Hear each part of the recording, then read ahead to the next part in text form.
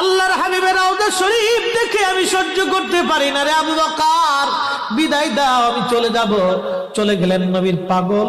Syria দামেস্কে যাওয়ার পরে কিছুদিন পরে নবীজি স্বপ্ন দেখায়, কিরে বেলাল, এটা কেমন জুলুম, কতদিন হলো তোমার কণ্ঠের আজান শুনি না।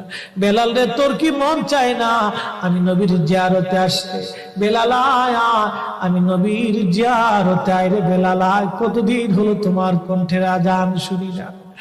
স্বপ্ন যখন নবীজি দেখাইছে, এ মুসলমান, হযরতে বেলাল সুদূর সিরিয়ার দামেস্ক থেকে পাগলের মতো দৌড়াইলেন, পাগলের মতো ছুটে আসলেন। যখন মদিনাতে আসলেন তখন তাহাজ্জুদের সময় চলতেছিল। তাহাজ্জুদের সময় চলার সময় হযরত বেলাল রাদিয়াল্লাহু আনহু কাঠের জালি দিয়ে তখন রওজা শরীফ ঘিরে রাখা ছিল।